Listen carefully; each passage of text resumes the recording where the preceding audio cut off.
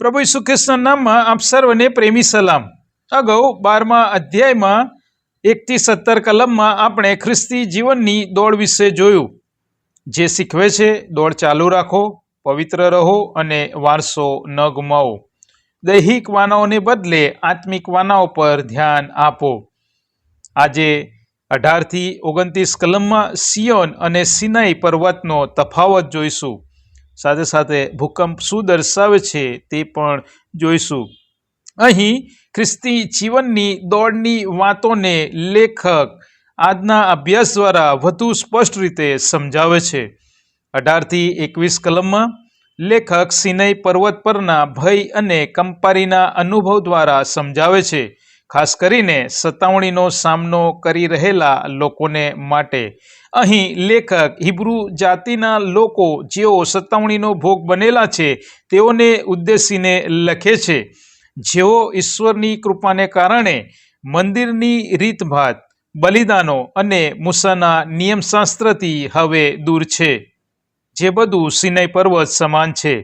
18મી કલમમાં લખ્યું છે, વળી તમે એવાઓની પાસે આવ્યા નથી, એટલે અડકાય એવા પહાડની તથા બળતી આગની તથા ઘનઘોર આકાશની તથા અંધકારની તથા તોફાનની તથા રણશિંગડાના અવાજની તથા એવા શબ્દ ધ્વનિની કે જેના સાંભળનારાઓએ વિનંતી કરી કે એવું ફરીથી અમને કહેવામાં ન આવે, કેમ કે કોઈ જાનવર પણ પહાડને અડકે તો તે પથ્થરથી માર્યું જાય, એવી જે આજ્ઞા થઈ તે તેઓથી સહન થઈ શકી નહીં।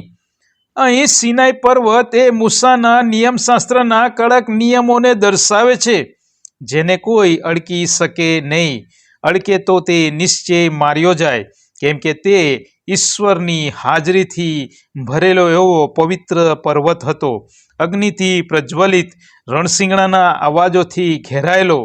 પાપી માણસ તે પર્વતને અડકી શકે નહીં, કેમ કે પાપથી મુક્તિ હજી સુધી મળી ન હતી, કેમ કે પ્રભુ ઈસુ ખ્રિસ્તનું બલિદાન હજી સુધી અપાયું ન હતું। આ ઘટનાનું વર્ણન નિર્ગમન 19:16-19 આપણને જોવા મળે છે।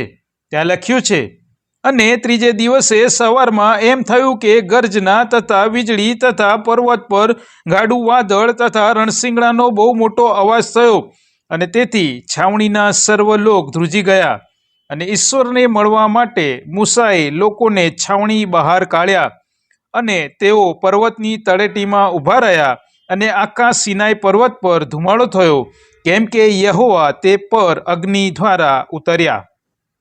આ લોકો માટે એટલી ભયંકર પરિસ્થિતિ હતી કે તેઓએ નિર્ગમન 20:18-19 પ્રમાણે મૂસાને કહ્યું કે તું અમારી સાથે બોલ, ઈશ્વર ન બોલે નહીં તો અમે મરી જઈશું। આ એટલા માટે કે તેઓ પાપી હતા, તેઓના પાપોનું નિવારણ હજી સુધી થયું ન હતું, કેમ કે ખ્રિસ્તનું બલિદાન એ વખત સુધી અપાયું ન હતું।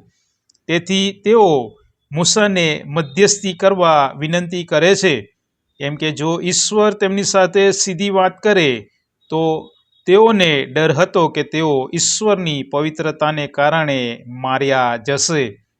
ખુદ મૂસા પોતે પણ અહીં 21મી કલમમાં લખ્યું છે તે પ્રમાણે, અને પુનનિયમ 9 અને 19માં લખ્યું છે તે પ્રમાણે બીતો હતો અને ધ્રુજતો હતો। સિનાઈ પર્વત કાયદો, ન્યાય, ભય અને પાપની સજા દર્શાવે છે। ઈશ્વરનો કોપ પાપીઓની સામે છે। નિર્ગમન 32:21-28 પ્રમાણે સોનાના વાછરડાની પૂજા કર્યા પછી 28મી કલમમાં લખ્યું છે તેમ સિનાઈ પર્વત આગળ 3000 માણસો ઈશ્વરના કોપને કારણે માર્યા ગયા।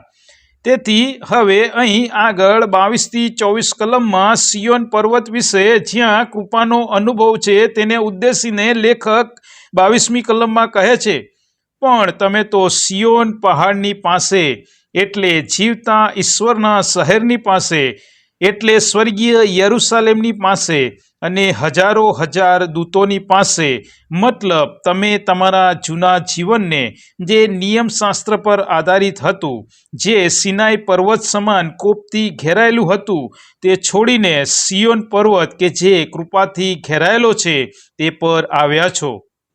પ્રભુ ઈસુના બલિદાનને કારણે પાપોની માફી હવે મળી છે. ઈશ્વરની કૃપા આપણા પર થઈ છે. એટલે જ સિનાઈ પર્વત પર જે ઈશ્વરની હાજરી ડરામણી હતી, તે જ ઈશ્વરની હાજરી સિયોન પર્વત પર હવે આનંદદાયક છે. જે નવું યરુશલેમ છે, સ્વર્ગીય રાજ્ય છે, ઈશ્વરની આરાધનાનું સ્થળ છે. ગીતશાસ્ત્ર 132, 13 અને 14. કેમ કે યહોવાએ સિયોનને પસંદ કર્યું છે, તેમણે પોતાના નિવાસસ્થાનને માટે તેને ઈચ્છ્યું છે. આ મારું સદાકાળનું વિશ્રામ સ્થાન છે. હું અહીં જ રહીશ, કેમ કે મેં તેને ઈચ્છ્યું છે. આ નિવાસસ્થાનમાં કોણ છે? 22મી કલમ પ્રમાણે હજારો હજાર દૂતો છે. 23મી કલમ પ્રમાણે પ્રથમ જન્મેલાઓ છે. સર્વના ન્યાયી ઈશ્વર છે. સિદ્ધ થયેલા ધર્મીઓના આત્મા છે. 24મી કલમ પ્રમાણે નવા કરારના મધ્યસ્થ પ્રભુ ઈસુ ખ્રિસ્ત છે. અને હાબેલ કરતા જેનું રક્ત સારું બોલે છે, એવા પ્રભુ ઈસુ ખ્રિસ્તનું રક્ત પણ અહીં છે. આ એ જ સિયોન પર્વત છે જ્યાં 50માના દિવસે 3000 લોકોના આત્મા બચ્યા હતા. એક તરફ સિનાઈ પર્વત છે જ્યાં ઈશ્વરના કોપને કારણે 3000 માર્યા ગયા હતા, અને એક તરફ સિયોન પર્વત છે જ્યાં તે જ ઈશ્વરની કૃપાને લીધે 3000 બચવા પામ્યા હતા. અને જો આપણે સિનાઈથી બચવું હોય, મતલબ ઈશ્વરના કોપથી બચવું હોય, તો આગળ 25થી 27મી કલમમાં ચેતવણી આપવામાં આવી છે.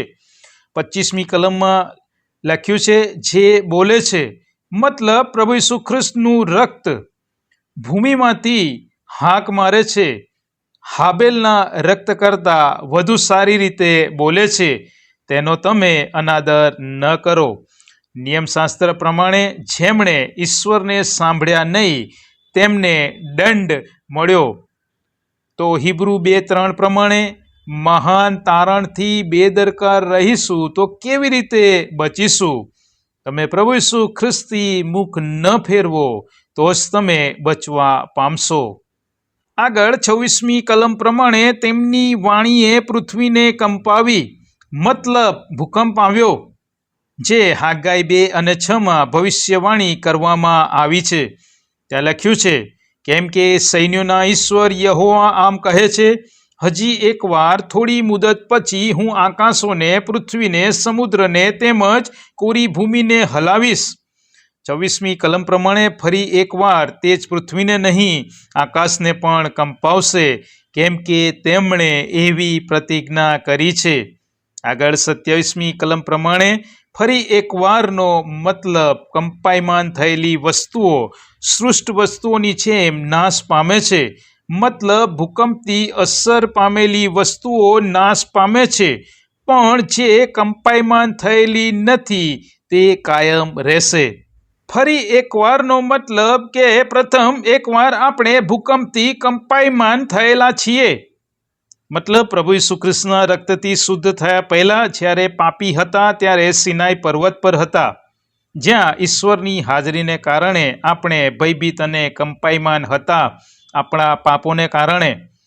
પણ હવે જ્યારે પ્રભુ ઈસુ ખ્રિસ્તના રક્તથી આપણે શુદ્ધ થયા છે, ત્યારે હવે ફરીથી કંપાવવામાં આવે તો પણ આપણે ડગવાના નથી, કેમ કે એ જ ઈશ્વરની હાજરી આપણને ડગવા દેશે નહીં. જે આત્મા ઈશ્વરમાં જીતાયા છે તે કંપાયમાન થશે નહીં. સિનાઈ પર્વત કોપનું સ્થાન છે જે કંપાયમાન છે, પણ સિયોન જે કૃપાનું સ્થાન છે તે કંપાયમાન નથી, તે સ્થિર રહેશે, તે કદી ડગવા પામશે નહીં. જેના જીવનનો પાયો પ્રભુ ઈસુ ખ્રિસ્ત છે, તે ઇમારત ગમે તેવા ભૂકંપમાં પણ ડગશે નહીં. શું તમે આજે રેતી પર ઘર બાંધો છો, કે પ્રભુ ઈસુ ખ્રિસ્ત જેવી મજબૂત ચટ્ટાન પર ઘર બાંધો છો? આગળ 28મી કલમ પ્રમાણે સ્થિર રાજ્ય માટે આપણે આભાર માનવો જોઈએ એવું લખ્યું છે.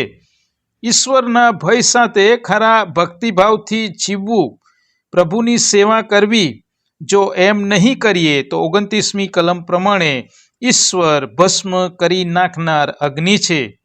ઈશ્વર સાથે દગો કરાય નહીં, ઈશ્વરને કદી છેતરી શકાય નહીં. ઈશ્વર સાથે કદી રમત કરી શકાય નહીં. જો આપણે બચવું છે તો આપણે આજે સિનાઈ પર્વત નહીં પણ સિયોન પર્વતની પાસે આવવાની જરૂર છે કે જ્યાં પ્રભુની કૃપા આપણી રાહ જુએ છે.